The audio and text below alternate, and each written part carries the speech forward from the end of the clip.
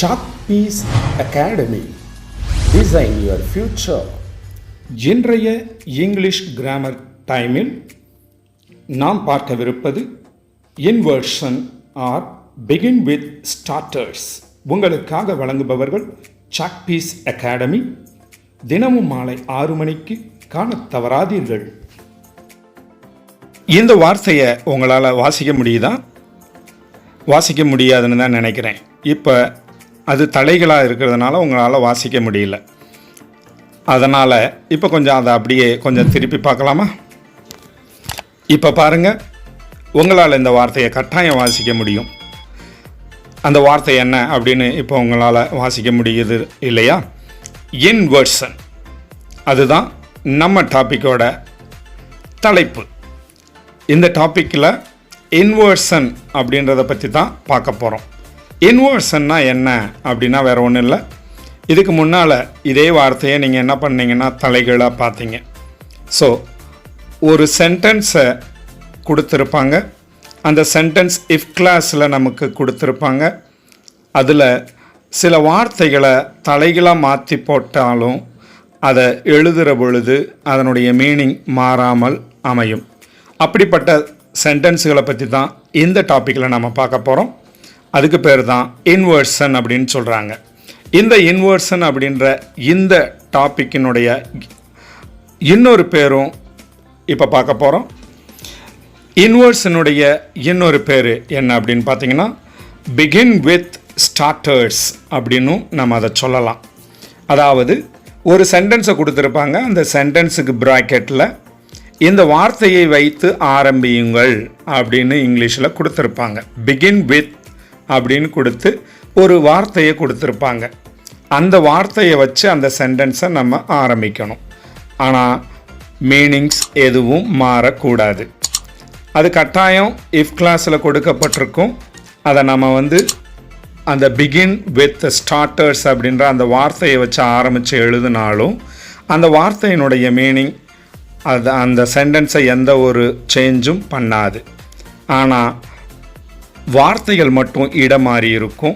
சில வார்த்தைகள் நீக்கப்பட்டு இருக்கும். ஸோ அப்படிப்பட்ட சென்டென்சஸ் இங்கிலீஷில் இருக்கிறது.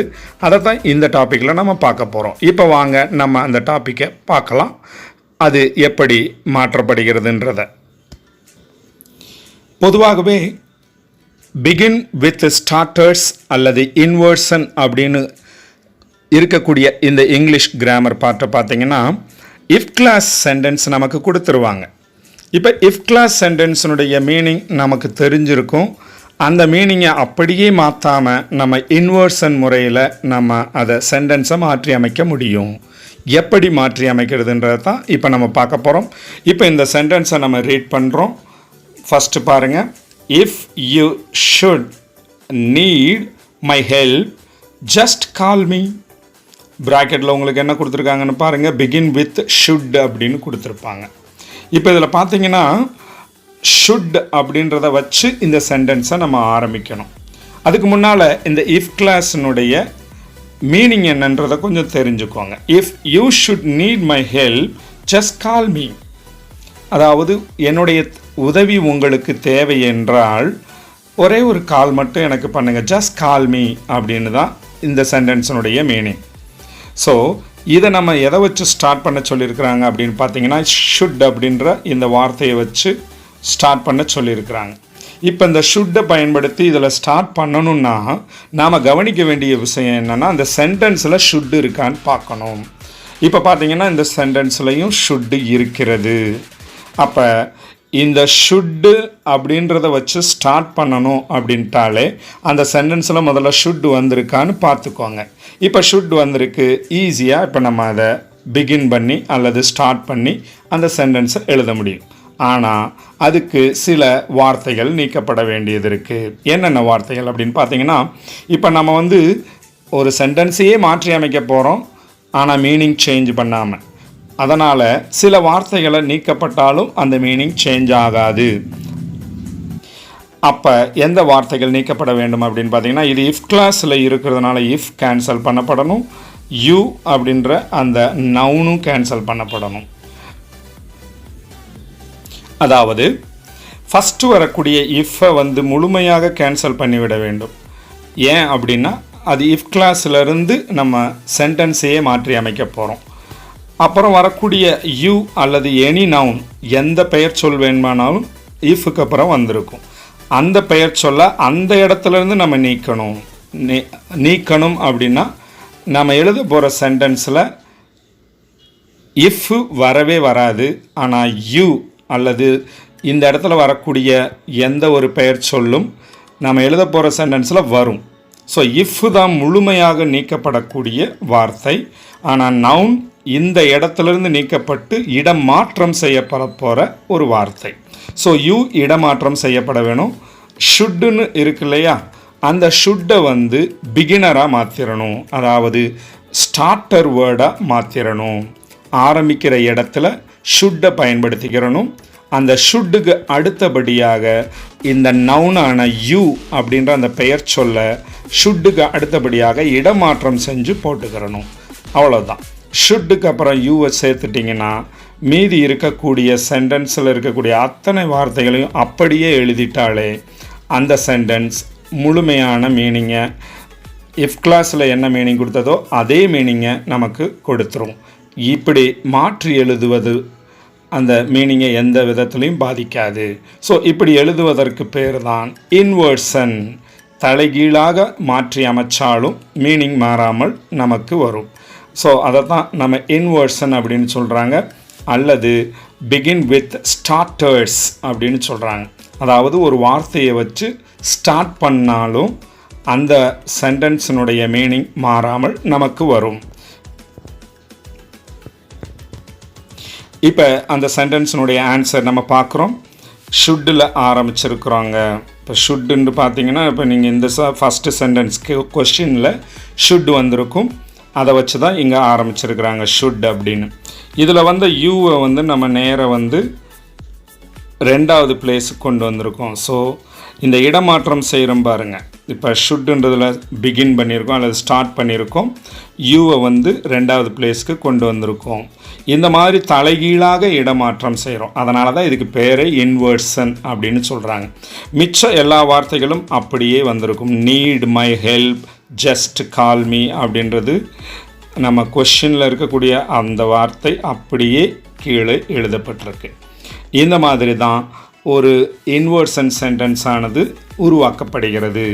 அதாவது நவுனை இடமாற்றம் செஞ்சு வெர்பை இடமாற்றம் செஞ்சு எழுதினாலும் அதோட மீனிங் மாறாது. இப்போ இதோட மீனிங் பாருங்கள். Should you need my help just call me. என்னோட உதவி உங்களுக்கு தேவைப்பட்டால் எனக்கு ஒரு கால் பண்ணுங்கள். அவ்வளோதான் இதோட மீனிங்கும். இதனுடைய மீனிங்கும் அதே தான். ஸோ இஃப் யூஸ் பண்ணாலும் அதோட மீனிங் அதே தான். ஷுட்டுன்னு ஆரம்பித்து நம்ம சென்டென்ஸை மாற்றி தலைகளாக மாற்றி அமைச்சாலும் அதனுடைய மீனிங் அதே தான் வந்திருக்கு. இப்போ நம்ம அடுத்து ஒரு எக்ஸாம்பிள் சென்டென்ஸ் பார்க்க போகிறோம். இதுக்கு முந்தின சென்டென்ஸில் பார்த்திங்கன்னா ஷுட்டு பயன்படுத்தி எப்படி ஒரு சென்டென்ஸை ஸ்டார்ட் பண்ணுறது அப்படின்றத பார்த்தோம். இப்போ நம்ம இந்த சென்டென்ஸில் பாருங்கள். If I had a car I would drop you. நான் மட்டும் கார் வச்சுருந்தேன்னா அப்போ நான் உங்களை வந்து ட்ராப் பண்ணியிருப்பேன். ஐ வுட் ட்ராப் யூ அப்படின்னு சொல்லப்பட்டிருக்கு. இதில் என்ன ஸ்டார்ட் ஆகிருக்குன்னு பாருங்கள். இஃப்பில் ஸ்டார்ட் ஆகிருக்கும். அதை தொடர்ந்து ஐ வந்திருக்கு, ஹேட் வந்திருக்கு. ஏன் இந்த மூணையும் நான் சொல்கிறேன்னா பிகின் வித் ஹேடுன்னு கொடுத்துருக்குறாங்க. அப்போ இந்த ஹேடுன்றதை வச்சு தான் நம்ம இந்த சென்டென்ஸை ஆரம்பிக்க வேண்டியது இருக்குது. அப்போ நமக்கு கொடுக்கப்பட்டுள்ள சென்டென்ஸில் அந்த ஹேடு இருக்கா அப்படின்னு பார்த்தீங்கன்னா கட்டாயம் இருக்குது. இதே ஹேட் சென்டென்ஸ்லேயும் வந்திருக்கான்னு பார்க்கணும். இப்போ அதே ஹேட் இங்கே வந்திருக்கு. அப்போ ஈஸியாக நம்ம இதை வந்து ஸ்டார்ட் பண்ணி எழுத முடியும். எப்படி அப்படின்னா எப்பயும் போல் நம்ம வந்து அதில் என்ன பண்ணோம், ஃபஸ்ட் எடுத்த உடனே இஃப்ன்ற அந்த இஃப் கிளாஸ் வேர்டை முழுமையாக கேன்சல் பண்ணிடணும். அடுத்து வரக்கூடிய ஐயையும் அடுத்து வரக்கூடிய ஹேடையும் தலைகீழ், தட் மீன்ஸ் இடமாற்றம் செஞ்சுட்டு எழுதணும். ஸ்டார்டிங் பண்ணி எழுதிட்டா முடிஞ்சிரும். அதுதான் நம்மளுடைய இன்வர்ஷன் சென்டென்ஸாக மாறிடும். இப்போ பாருங்கள், நம்ம ஃபஸ்ட்டு சென்டென்ஸ் கொஸ்டின் சென்டென்ஸினுடைய இஃப்பை கேன்சல் பண்ணிடுறோம். ஐ ஹேட் இது ரெண்டையும் இடமாற்றம் செஞ்சுருக்கோம். ஸோ ஹேடை முன்னாடி கொண்டு வந்திருக்கோம், ஐ செகண்ட் பிளேஸில் கொண்டு வந்துருக்கோம், இடமாற்றம் செஞ்சுருக்கோம். ஹேட் ஃபஸ்ட் பிளேஸ்லையும் ஐ அப்படின்றத செகண்ட் பிளேஸ்லையும் நம்ம கொண்டு வந்திருக்கோம். மிச்சம் இருக்கக்கூடிய அ car I would drop you அப்படின்ற வேர்டை அப்படியே தான் எழுதியிருக்கோம் எல்லா வார்த்தைகளையும். ஸோ இந்த மாதிரி நம்ம இடமாற்றம் செஞ்சு எழுதுனால அதனுடைய மீனிங்கும் நம்மளுக்கு மாறாது. இப்போ இந்த இதனுடைய மீனிங்கை பார்த்தீங்கன்னா, had I a car I would drop you, நான் கார் வச்சுருக்கிறேன் அப்படின்னா உங்களை நான் ட்ராப் பண்ணியிருந்திருப்பேன் அப்படின்றது தான் இதனுடைய மீனிங்கும். நம்ம அடுத்து ஒரு எக்ஸாம்பிள் சென்டென்ஸ் பார்க்க போகிறோம். இந்த சென்டென்ஸில் பாருங்கள், if the driver were fast we would have arrived ages ago அப்படின்னு இருக்குது. begin with where அப்படின்னு சொல்லியிருக்கிறாங்க. இது வேர் வச்சு ஆரம்பிக்கக்கூடிய சென்டென்ஸாக இதை உருவாக்குங்க அப்படின்னு நமக்கு ப்ராக்கெட்டில் சொல்லியிருக்கிறாங்க. அப்போ நம்ம எப்பயும் போல் அந்த வேர் அப்படின்ற வார்த்தை இந்த சென்டென்ஸில் இருக்கா அப்படின்னு நம்ம பார்க்குறோம். இங்கே இருக்கக்கூடிய இதே வேர் சென்டென்ஸ்லையும் வந்திருக்கு. ஸோ இதையும் நம்மளால் ஈஸியாக மாற்ற முடியும். இப்போ நாம் வேர் வச்சு இந்த சென்டென்ஸை உருவாக்குறதுக்கு என்ன பண்ணணும் அப்படின்னா, இஃப் கிளாஸை கேன்சல் பண்ணணும். அந்த இஃப்ன்ற வேர்டை கேன்சல் பண்ணிடணும் முழுமையாகவே. அடுத்து வரக்கூடிய த டிரைவர் அப்படின்ற நவுனை இடமாற்றம் செய்யணும்.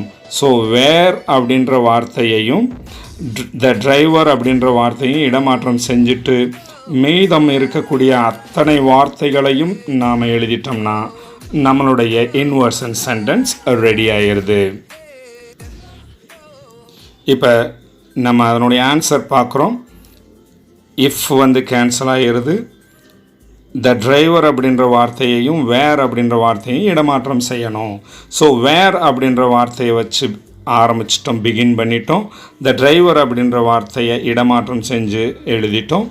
மிச்சம் இருக்கக்கூடிய faster we would have arrived ages ago அப்படின்ற சென்டென்ஸை அப்படியே எழுதியிருக்கோம். அவ்வளோதான். இப்போ நமக்கு இன்வர்ஷன் சென்டென்ஸ் உருவாயிடுச்சு. ஸோ இந்த மெத்தடில் கிட்டத்தட்ட இந்த ஷுட், வேர், ஹேட் இந்த 3 வார்த்தைகள் தான் இந்த டாப்பிக்கை பொறுத்தளவு அடிக்கடி கேட்கக்கூடிய சென்டென்ஸுகளாக இருக்கும் உங்களுக்கு. ஸோ இப்போ உங்களுக்கு புரிஞ்சிருக்கும் இன்வர்ஷன் அல்லது பிகின் வித் ஸ்டார்டர்ஸ் அப்படின்னா என்னன்றது புரிஞ்சிருக்கும். இன்வர்ஷன், பிகின் வித் ஸ்டார்டர்ஸ் அப்படின்னா நமக்கு ஒரு இஃப் கிளாஸ் சென்டென்ஸை கொடுத்துட்டு அதிலிருந்து நம்ம ஹேடு வச்சோ அல்லது ஷுட்டு வச்சோ அல்லது நம்மளுடைய வேர் அப்படின்ற வார்த்தையை வச்சோ அந்த சென்டென்ஸை ஆரம்பிக்க சொல்லியிருப்பாங்க. இன்னும் சில எக்ஸாம்பிள்ஸ் பார்த்தோம்னா உங்களுக்கு நல்லபடியாக புரியும். இப்போ இந்த பேஜில் பார்க்கக்கூடிய ஃபஸ்ட்டு சென்டென்ஸை பாருங்கள். If we had got just one more signature we would be on target now அப்படின்னு சென்டென்ஸ் இருக்குது. இப்போ இந்த சென்டென்ஸை நம்ம எப்படி இன்வர்ஷன் சென்டென்ஸாக மாற்றுறது, அல்லது பிகின் வித் ஸ்டார்டர்ஸ் அப்படின்னு ப்ராக்கெட்டில் கொடுத்துருக்காங்க இல்லையா, பிகின் வித் ஹேட். ஸோ நாம் இந்த சென்டென்ஸில் ஹேட் அப்படின்ற இந்த வார்த்தையை வச்சு தான் இந்த சென்டென்ஸை நம்ம ஆரம்பிக்கணும் அப்படின்னு நமக்கு கொடுத்துருக்காங்க ப்ராக்கெட்டில். இப்போ நம்ம இந்த சென்டென்ஸை எப்படி ஹேட் வச்சு ஆரம்பிக்கிறது, ஏற்கனவே சில எக்ஸாம்பிள்ஸ் நம்ம பார்த்துருந்தோம். இப்போ இந்த சென்டென்ஸை எப்படி ஹேட் வச்சு ஆரம்பிக்கிறது அப்படின்னு பார்த்தீங்கன்னா, இஃப் அப்படின்றத நாம் விட்டுறணும். அதுக்கப்புறம் வரக்கூடிய வி, ஹேட் இது ரெண்டினுடைய இடத்தையும் நம்ம மாற்றிக்கிறோம். ஸோ ஹேடை வச்சு ஃபஸ்ட்டு சென்டென்ஸில் நம்ம ஆரம்பிச்சுக்கிறோம். அடுத்து வரக்கூடிய அந்த வீன்ற வார்த்தையாக அதை நம்ம மாற்றி எழுதிக்கிறோம். ஸோ இந்த மாதிரி தலைகீழ் மாற்றம் செஞ்ச உடனே மிச்சம் இருக்கக்கூடிய got just one more signature we would be on target now அப்படின்ற மீதம் இருக்கக்கூடிய வார்த்தைகளை அப்படியே நம்ம எழுதிடணும். அப்படி எழுதிட்டா நமக்கு நம்மளுடைய இன்வர்ஷன் சென்டென்ஸ் கிடச்சிரும். ஸோ இந்த மாதிரி ஹேட் வச்சு ஆரம்பிக்கிறத இப்போ நம்ம பார்த்தோம். அடுத்த சென்டென்ஸ் பார்க்குறோம். அதுலேயும் பார்த்தீங்கன்னா பிகின் வித் ஹேட் அப்படின்னு தான் கொடுத்துருக்குறாங்க. So if it had not rained yesterday, if it had not rained yesterday we would have finished painting the walls அப்படின்னு கொடுத்துருக்குறாங்க. இதில் ஹேட் வச்சு ஸ்டார்ட் பண்ணோம்னா சென்டென்ஸில் ஹேட் வந்திருக்கான்னு பார்க்கணும். இப்போ ஹேடுன்றது சென்டென்ஸில் வந்திருக்கு. ஸோ நம்ம ஹேடை வச்சு நம்ம எப்படி ஆரம்பிக்கிறது அப்படின்னு பார்க்குறோம். இப்போ அதனுடைய ஆன்சரை பாருங்கள். இப்போ இஃப் கேன்சல் ஆயிரும்.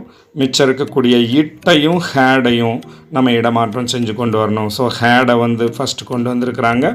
அடுத்து பார்த்திங்கன்னா இட்டுன்றதை கொண்டு வந்திருப்பாங்க. ஸோ ஹேட் இட் அப்படின்னு போட்டுட்டு மிச்சம் இருக்கக்கூடிய not rained yesterday we would have finished painting the walls அப்படின்றத மிச்சத்தை ஃபுல்லாக அப்படியே எடுத்து எழுதியிருப்பாங்க. ஸோ இந்த மாதிரி எழுதக்கூடிய சென்டென்ஸுகளுக்கு பேர் தான் இன்வர்ஷன் சென்டென்சஸ் அப்படின்னு நம்ம சொல்கிறோம். இப்போ இங்கே இருக்கிற சென்டென்ஸையை நீங்கள் பாருங்கள். If I were you I tell her the truth அப்படின்னு இருக்குது. பிகின் வித் வேர் அப்படின்னு கொடுத்துருக்குறாங்க. நமக்கு ஏற்கனவே வேர் வச்சு ஸ்டார்ட் பண்ணுவது எப்படின்னு நம்மளுக்கு தெரியும். ஸோ இந்த சென்டென்ஸில் வரக்கூடிய இஃப் கேன்சல் ஆயிரும். அதுக்கப்புறம் இருக்கக்கூடிய ஐ மற்றும் வேர் இது ரெண்டையும் இடமாற்றம் செஞ்சு கொண்டு வரணும். ஸோ வேரை நம்ம ஃபஸ்ட்டு கொண்டு வந்திருக்கிறோம். அடுத்த ஐயை கொண்டு வந்திருக்கிறாங்க. ஸோ வேர் ஐ யூ அப்படின்னு போட்டுட்டு மிச்சத்தை ஃபுல்லாக நம்ம சென்டென்ஸில் கொண்டு வந்து எழுதியிருப்பாங்க. ஸோ இப்போ நமக்கு தேவையான இன்வர்ஷன் சென்டென்ஸ் கிடச்சிருச்சு. இப்போ அடுத்து ஒரு எக்ஸாம்பிள் பார்க்க போகிறோம். If he had not robbed the book he would not have gone to prison அப்படின்னு இருக்குது. இதுலேயும் பார்த்தீங்கன்னா ஹேட் வச்சு ஸ்டார்ட் பண்ண சொல்லியிருக்கிறாங்க. இப்போ ஹேட் வச்சு ஸ்டார்ட் பண்ணும் பொழுது நம்மளுடைய இஃப்ன்ற வார்த்தை கேன்சல் ஆகிடும். ஹீயையும் ஹேடையும் இடமாற்றம் செய்யணும். இப்போ ஹேடை வந்து இடமாற்றம் செஞ்சு ஃபஸ்ட்டு பிகினராக கொண்டு வந்திருக்கிறாங்க. அடுத்து பார்த்திங்கன்னா ஹீன்றதை ரெண்டாவது பிளேஸில் கொண்டு வந்திருக்கிறாங்க. மிச்சம் இருக்கக்கூடிய not robbed the book he would not have gone to prison அப்படின்றத அப்படியே எடுத்து எழுதியிருக்கிறாங்க. இப்போ நமக்கு இன்வர்ஷன் சென்டென்ஸ் கிடச்சிருச்சு. அடுத்து நம்ம என்ன பார்க்க போகிறோம் இன்னொரு எக்ஸாம்பிள் அப்படின்னு பார்த்தீங்கன்னா if I were you I would go to the doctor அப்படின்னு இருக்குது. இப்போ இதில் பார்த்தீங்கன்னா பிகின் வித் வேர் அப்படின்னு கொடுத்துருக்குறாங்க. இங்கேயும் வேர் வந்திருக்கு.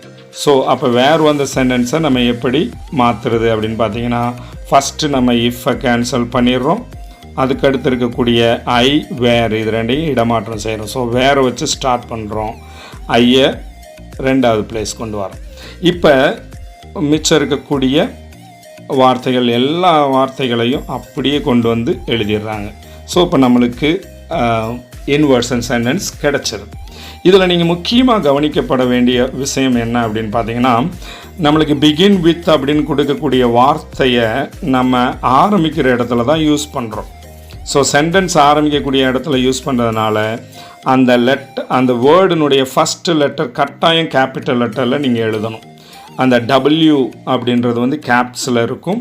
அதே மாதிரி ஹேடுன்னு எழுதக்கூடியதில் ஹைச் வந்து நம்மளுடைய ஆரம்பிக்கிற இடத்துல கேபிட்டல் லெட்டரில் இருக்கணும். இப்போ டபிள்யூவும் கேபிட்டல் லெட்டரில் எழுதப்படணும்.